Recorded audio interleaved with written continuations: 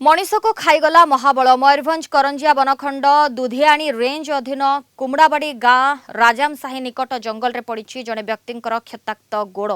मनीषर अधा देह को खाई बाघ चली जाइथिबा पारिपार्श्विक स्थिति संदेह करा जाउछि। मृत व्यक्ति जनक जसीपुर थाना बसंतपुर गाँवर साधु नायक गतकाली सकाळु छेली पाई जंगल को डाल आनिबाकू जाई आ घर को फेरी नथिले। आज सकाळु सकाळु तांकर दुईटी क्षताक्त गोड़ सह लुंगी जंगल में पड़िथिबा देखिबाकू पाइथिले स्थानीय लोके। घटनास्थल में जसीपुर पुलिस और वन विभाग पहुंची तदंत जारी रखिछि। Karanjia reporter Saroj Behera phone line जोड़ी होती। सरोज अध खंडिया बा क्षताक्त गोड़ वर्तमान जंगल रु उद्धार होती कहुछि। महाबल बाघ कुआड़े खाई देछि किंतु कौन तदंत केमती चली वर्तमान वन विभाग हाँ जी आम कह गुरुत्व नहीं वन विभाग एवं पुलिस आपणकर रेंजर ठू आरंभ कर डीएफओ ठू आरंभ कर आसी से समस्त घटनास्थल को जाइछन्ति तदंत जारी रखिछन्ति जे को परिस्थिति रे बाघ आक्रमण करिछि एवं एथे को बाघ सब जो पादचिन्ह खोजा चली जे को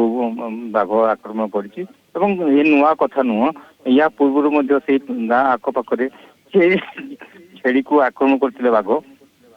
जहाँ नहीं एवं स्थानीय अंचल भयर वातावरण कर आगुरी छेड़ी को आटाक करुला महाबल बाघ एवं मनीष को आटाक कलानी एवं स्थानीय अंचल आतंक खेली जाइए रोकिया वन विभाग गोटे प्रकार चैलेंज पलटि बाघ को सुरक्षा देवा तो मनीष को किभली भाव सुरक्षा देव एक वन विभाग गोटे बड़ चैलेंज पलटि जदि आम कहवा शिल्पालू बाघ आसी गाँव में जो रही विभिन्न समय उत्पाद करते विभिन्न स्थान क्षयक्षति कर सरोज तेबे एही वृद्ध जनक केबेठारु निखोज थिले कि आउ जदी निखोज थिले से नि कोनोसी थाना रे केस करिथिले कि परिवार लोके से नि किछि सूचना। हाँ जी हम कहबा गतकाली छेली चोरिया को जाइथिले एवं निखोज थिले ताको संधान किछि मिली पार नथला एवं आज सकाल सकाल तांकर जो गाँ लोक छेली चोरिया को जाइथिले बेले तांकर माने रक्ताक्त अवस्था शरीर विभिन्न ये देखा पाई जो आखपाख स्थिति को देखिले जना पड़ जाऊला महाबल बाघर आक्रमण आक्रांत कर कि तार मृत्यु होती से अधिकांश बाघ खाई